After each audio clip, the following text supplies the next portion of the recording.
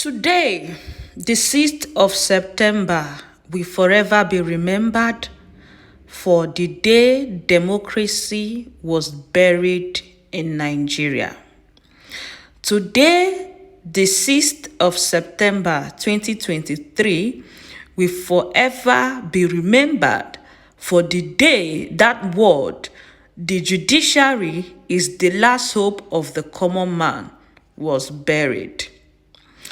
As you all know, my people, most of us did not expect anything better, because when the wicked are in power, evil prevails. Most of us did not expect anything better than what we are hearing today. As you all know, almost all the petitions that the Labour Party and Peter Obi filed against Bola Ahmed Tinubu has been struck out. Nigeria is bleeding and the citizens are not happy. Cancel the election. That is my stand. Obi won this election. Tinubu did not get 25% in FCT. Tinubu only in get drug case. Only in not get results. Only in get dual citizenship. And yet you want to declare a president. We will revolt. That I will stay here, pay my grandchildren's school fees, enjoy my life before I die. My last hope is this judgment. If I don't get my money to get food to eat, they will carry my dead body. I don't know what I'm living for again. God bless Nigeria. They struck out the issue of 25% in FCT. They said it is not relevant.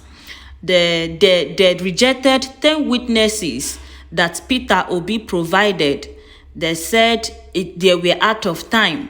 They struck out the issue of irregularities. They said the Labour Party and Peter Obi did not state the exact place that it took place. Here also, they are saying that Peter Obi cannot force INEC to use beavers. Let's watch this particular video first. The judgment of the Federal High Court the excerpt of which has been reproduced above, it is evident that the Federal High Court had decided the issue against the petition CIA by holding that the first respondent cannot be compared to electronically transmit election results. There is no evidence before this court that the second petitioner against whom the judgment is X1 was given as appealed against that decision. It is settled law that unappealed decision of the court remains subsisting, binding on the parties. The Abba versus Abba Aji, Jegede and INEC, Alexander and others versus Lone Star Drilling Company Limited. It is also tried that the doctrine of issue established is that where an issue has been decided by a competent court, the court will not allow it to be relegated by the same or different parties.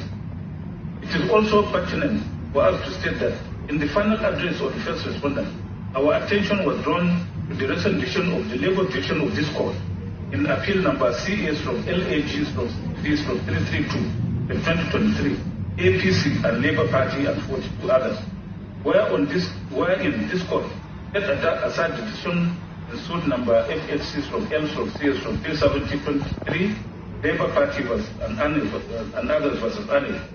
Another case found shocked by the second petitioner at the Labour Division of the Federal High Court after losing at the Abuja Division of the same court in Exhibit X1. In the judgment in appeal number CALG-CV332-2023, this court had upheld the decision of the Federal High Court in Exhibit X1 and construed same against the petitioners as issue established in relation to the petitioner contention which they are making in this petition, that is that earning is mandatorily required to electronically transmit election results. By virtue of Section 122 of Section 2 of the Evidence Act, this court is entitled to take judicial notice of the decision in appeal number CALG-CV332-2023, APC versus Labour Party and 42 others. Not only that, this court is by the doctrine of precedent bound by that decision. In the above judicial pronouncement, have decided that under the Electoral Act and the Admin Regulation Guidelines for the conduct of the election, the first respondent cannot be compared to electronically transmit election results. The petitioners are clearly stopped by those decisions from contending ground 2 of this petition that the first respondent is mandatorily required to electronically transmit the election results to the election system. Now, some people are already blaming Peter Obi and Labour Party's lawyer. Some people miss reaction on social media, and sometimes I begin to wonder like how some people reason.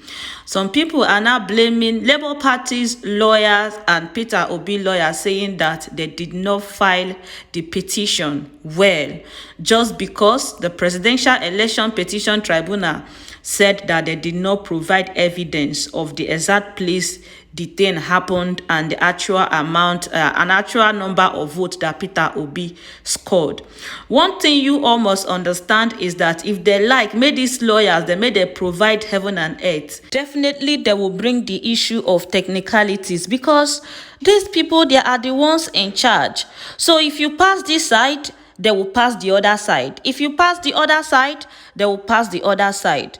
But the truth of the matter is that since the judiciary, they have decided to say that the Constitution of the Federal Republic of Nigeria is irrelevant just because they want to favor one man.